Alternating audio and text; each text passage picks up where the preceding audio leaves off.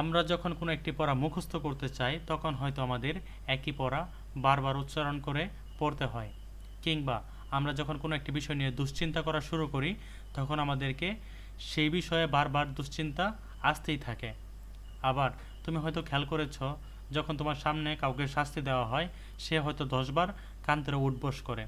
এগুলো হচ্ছে একই কাজ বারবার করার এক্সাম্পল। কম্পিউটারের মধ্যেও একই কাজ বারবার করার প্রয়োজন হয়, আর সেই কাজগুলো করার জন্যই লুপ ব্যবহার করা হয়। আজকের এই ভিডিওতে আমরা লুপ সম্পর্কে জানব। আমরা যেহেতু সি প্রোগ্রাম শিখছি, সি প্রোগ্রামিংয়ে 3 ধরনের লুপ ব্যবহার করা হয়: ফর লুপ, হোয়াইল লুপ এবং ডু হোয়াইল লুপ। এই লুপগুলো ব্যবহার করে আমরা খুব সহজেই একই কাজ বারবার করতে পারি। তবে এই 3টি লুপের মধ্যে কিছু পার্থক্য রয়েছে। যেমন, সাধারণত একটি কাজ কতবার ঘটবে সেটা যদি আমাদের আগে থেকেই জানা থাকে তখন ব্যবহার করা হয় ফর লুপ। যেমন তোমাকে বলা হলো 1 থেকে 10 পর্যন্ত সংখ্যা প্রদর্শন করো। এই ক্ষেত্রে আমাদের জানা রয়েছে 10 পর্যন্ত চলবে। এটা হচ্ছে ফর লুপের এক্সাম্পল। আবার তুমি যদি একটি ফটোকপি মেশিনের দোকানে যাও এবং সেখানে তুমি যদি একটি কাগজ 10 কপি ফটোকপি করতে চাও, সেক্ষেত্রে ওই মেশিনে 10 দিয়ে কমান্ড দিলেই 10টি পেপার রেডি হয়ে চলে আসে। এটা আমাদের যেহেতু শেষ জানা রয়েছে, এই ক্ষেত্রে ব্যবহার করা হয় ফর লুপ। এবং হোয়াইল লুপ এবং ডু হোয়াইল লুপের ক্ষেত্রে কতবার চলবে এটা আমাদের আগে থেকে জানা থাকে না। তবে হোয়াইল লুপ যেটা করে, আগে শর্ত চেক করে তারপর কাজ করে, এবং ডু হোয়াইল লুপ আগে অন্তত একবার কাজ করে এরপর সে শর্ত চেক করে। তো এই বিষয়গুলো তুমি যে এখন নাও বুঝো তোমার সমস্যা নেই, কারণ হচ্ছে যখন আমি এগুলো নিয়ে এক্সাম্পল দেব তখন হয়তো তুমি এই বিষয়টি সম্পূর্ণভাবে স্পষ্ট হয়ে যাবে। তুমি আপাতত এটা জানো যে for loop, while loop, do while loop এই প্রত্যেকটি হচ্ছে সি প্রোগ্রামিংয়ের লুপের উদাহরণ। চলো এবার আমরা হাতে কলমে আমরা ফর লুপটা একটু প্র্যাকটিস করে আসি। এই জন্য আমি এখানে সি প্রোগ্রাম লিখব এবং এর আউটপুটটা এ পাশে দেখা যাবে। তো আমি চাচ্ছি 1 থেকে 10 পর্যন্ত সংখ্যাগুলো প্রদর্শন করতে। এখন আমি যদি এটা এইভাবে প্রদর্শন করতে চাই, printf 1, তাহলে আমি যদি একবার রান করি তাহলে তো 1 দেখাবে, আমরা জানি। দেখো এখানে 1 দেখাচ্ছে। এবার আমি যদি আবার লিখি printf 2, তাহলে দেখো 1 এরপর 2 দেখাচ্ছে। আচ্ছা, আমি এখানে একটা স্পেস দিয়ে দেই। এবার দেখো 1 2 দেখাচ্ছে। তো আমি এভাবে যদি 10 পর্যন্ত প্রদর্শন করতে চাই তাহলে আমাকে তো 10 বার printf লিখতে হবে। কিংবা তোমাকে যদি বলা হয় 1000 পর্যন্ত দেখানোর জন্য, তাহলে তোমাকে 1000 বার এটা ইউজ করতে হবে। এটা তো খুবই পেইনফুল একটি বিষয়, তাই না? তো এই বিষয়টি তুমি লুপের মাধ্যমে দেখো কীভাবে করতে পারো। তো আমি চাচ্ছি আমি 1 থেকে 10 পর্যন্ত সংখ্যাগুলো প্রদর্শন করাবো, আর আমি এখানে ফর লুপ ইউজ করব, কারণ আমি জানি 10 পর্যন্ত সংখ্যা প্রিন্ট হবে। তো যেহেতু আমি ফর লুপ ইউজ করব, সেজন্য আমি এখানে লিখে ফেলবো ফর। এখন এই ফরের মধ্যে আমাদের 3টি অংশ লিখতে হবে। প্রথম অংশ লিখতে হবে লুপটি কত থেকে শুরু হবে। আমরা চাচ্ছি 1 2 3 4 এভাবে 10 পর্যন্ত চলবে, তাহলে শুরু হবে 1 থেকে। এখন আমরা যে 1 লিখলাম, 1 তো একটি চলকের মধ্যে রাখতে হবে, তাই না? তো আমরা ধরো আমরা একটা চলক ইউজ করলাম, চলকটা হচ্ছে আই। আমরা যে কোনো নামে চলক নিতে পারতাম, তবে আমরা আই নামে নিলাম।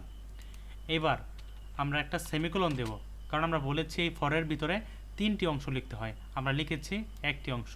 এখানে আমরা বলে দিয়েছি কত থেকে শুরু হবে। এবার আমরা বলে দেব এটা কত পর্যন্ত চলবে। যেহেতু আমাদের 10 পর্যন্ত চলবে, তাহলে আমরা বলবো i লেস দেন ইকুয়াল 10, অর্থাৎ আয়ের যে মানটা, এটা তো বর্তমানে 1 রয়েছে, এই মানটা চলবে 10-এর সমান অথবা তার ছোট।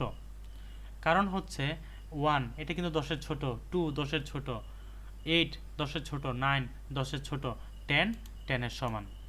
এই কারণে আমি বলেছি আয়ের মানটা এখন 1 ঠিক আছে, কিন্তু এটা চলবে 10 পর্যন্ত।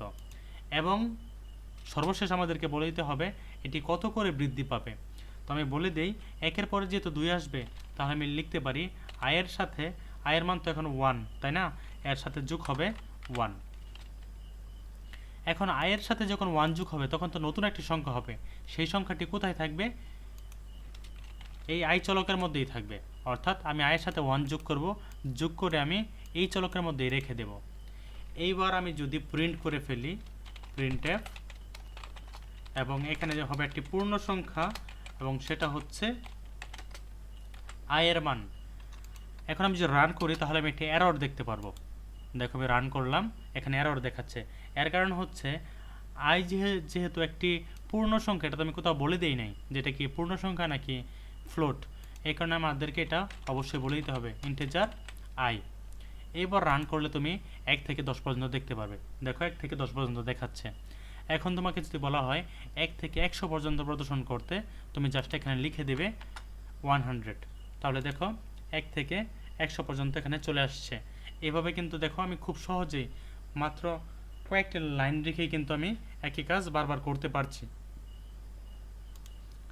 এখন তোমাকে যদি বলা হয় জোড় সংখ্যাগুলো প্রদর্শন করতে 10 পর্যন্ত, তখন তুমি কি করবে? তো এগুলো মুছে ফেলি। তো আমি বলে দেই ফর আমাদের শুরু হবে 2 থেকে, তাহলে আমি লিখতে পারি i ইকুয়াল 2 এবং এটা চলতে থাকবে 10 পর্যন্ত। তাহলে লিখবো আমরা i লেস দেন ইকুয়াল 10। এরপর এখানে 2 করে বৃদ্ধি পাবে, তাহলে আমরা লিখবো i ইকুয়াল i প্লাস 2। তাহলে এটা আমরা লিখলাম। লেখার পরে আমি যদি এবার প্রিন্ট করে দেই প্রিন্টএফ, এখানে একটি পূর্ণ সংখ্যা বসবে এবং সেটা হচ্ছে i এর মান।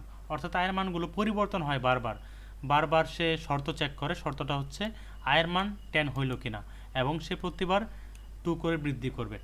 আর যেহেতু আমি i নামে এখানে একটা চলক নিয়েছি, এটা আমাদেরকে বলে দিতে হবে ইন্টিজার i। এবার আমি যে রান করি তাহলে আমি 2 থেকে শুরু করে 10 পর্যন্ত জোড় সংখ্যাগুলো দেখতে পারবো। এবার আমি যদি এখানে 1 থেকে শুরু করি তাহলে কিন্তু আমি 1 থেকে 10 পর্যন্ত বিজোড় সংখ্যাগুলো দেখতে পারবো। দেখো এখানে 1 থেকে 10 পর্যন্ত বিজোড় সংখ্যাগুলো দেখাচ্ছে। তো তোমাকে যদি বলা হয় 10, 20, 30, 40, 50 এভাবে 1000 পর্যন্ত প্রদর্শন করতে, তখন তুমি কি করবে? তখন তুমি লিখবে i ইকুয়াল 10, অর্থাৎ 10 থেকে শুরু হবে এবং এটা চলবে 1000 পর্যন্ত এবং প্রত্যেকবার 10 করে বৃদ্ধি পাবে। তাহলে আমি লিখবো i প্লাস 10 এবং সে মানটা থাকবে i এর মধ্যেই। দেখো এখানে দেখাচ্ছে 10, 20, 30, 40 এভাবে 10 করে বৃদ্ধি করে দেখাচ্ছে। এখন আমি যদি এই সংখ্যাগুলো প্রদর্শন না করে কোনো একটি বিশেষ লেখা প্রদর্শন করতে চাই, তখন তাহলে আমরা কি করব? আচ্ছা, এই বিষয়টা দেখানোর আগে চলো আমরা 1, 2 এভাবে প্রদর্শন করাই। তাহলে আমি লিখব 1 এবং এটা এক এক করে বৃদ্ধি পাবে i ইকুয়াল i প্লাস 1, এবং আমি চাচ্ছি 10 পর্যন্ত দেখাবে। তাহলে এটা লিখে দিলেই 10 পর্যন্ত চলে আসবে। তো এবার আমি চাচ্ছি এখানে কোনো সংখ্যা প্রদর্শন করব না, আমি বারবার এইচএসসি আইসিটি এই লেখাটি প্রদর্শন করব। তাহলে এইখানে প্রিন্টএফের ভিতরে আমি যা লিখব সেটাই কিন্তু বারবার রিপিট হবে।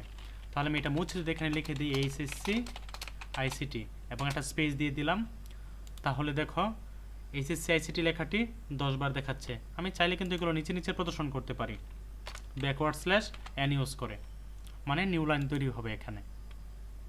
দেখো নিচে নিচে চলে আসছে।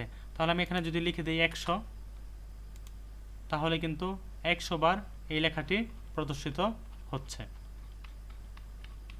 তো আশা করি বুঝতে পেরেছো, এভাবে আমরা ফর লুপ ইউজ করে আমরা যে কোনো লেখা বারবার প্রদর্শন করতে পারি। ধন্যবাদ।